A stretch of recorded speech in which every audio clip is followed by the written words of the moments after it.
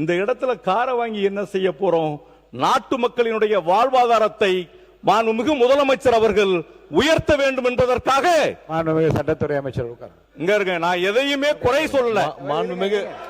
மாண்புமிகு பேரவைத் தலைவர் அவர்களே, மாண்புமிகு பேரவைத் தலைவர் அவர்களே, கார் எப்படி இந்த அவையில் முதலமைச்சர் அவர்கள் கார் குறித்து எப்படி அனௌன்ஸ் பண்ணாங்கன்னு எல்லாருக்கும் தெரியும்.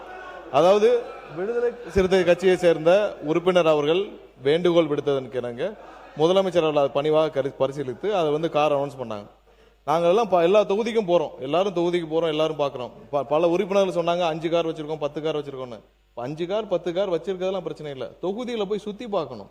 ஏன்னா ஒவ்வொரு உறுப்பினர்களும் இன்னைக்கு இருக்கிற எம்எல்ஏக்கெல்லாம் நாங்கள் போறப்போ, கடந்த வாரம் நான் ஒரு கிராமத்துக்கு போனேன், அந்த கிராமத்திற்கு இதுவரைக்கும் சட்டமன்ற உறுப்பினரே வந்ததில்லை. நீங்க 5 கார் 10 கார் வச்சிருக்கலாம் பிரச்சனை இல்லை, சட்டமன்ற உறுப்பினர் மக்கள் பணியை செய்வதற்கு அவர்களுக்கு வாகனம் தேவை. இன்னைக்கு இருக்கிற தாசில்தார் லெவல்ல இருந்து எல்லாருக்கும் வாகனம் இருக்கு, வாகனம் தேவை, சட்டமன்ற உறுப்பினர் தேவை என்பதை அறிந்து முதல்வர் அவர்கள் சட்டமன்ற உறுப்பினர்கள் மக்களை சந்திச்சு மக்கள் குறைகளை கேட்டு இங்க அவையிலையும் அமைச்சர்களும் தெரிவிக்க வேண்டும் என்ற ஒரே காரணத்திற்காக சட்டமன்ற உறுப்பினர்களுக்கு வாகனத்தை வழங்கியுள்ளார். நீங்க அதை குறித்து திரும்ப திரும்ப நீங்கள் இதை கொண்டு வருவீர்கள். ஆனால் இன்னும் விரிவாக நீங்க போய் உங்க தொகுதிகளில் இதுக்கு முன்னாடி 5 முறை சட்டமன்ற உறுப்பினர் வந்திருக்கீங்க, 6 முறை வந்திருக்கீங்க, தொகுதியில் போய் பாருங்க. இப்ப நான்லாம் போய் பாக்குற ஊர்ல இது வரைக்கும் எங்க கிராமத்திற்கு எம்எல்ஏ வரலன்றாங்க. 5 கார் இருந்து 6 கார் இருந்து என்ன பிரயோஜனம்? இனிமேல் பாருங்க, சட்டமன்ற உறுப்பினர் போய் கிராமத்துல போய் மக்களை போய் பாருங்க என்பதை தெரிவித்துக் கொண்டு இது போல தேவையில்லாத விஷயங்களை கொண்டு வருவதனால்தான் மீண்டும் உருவாகும்.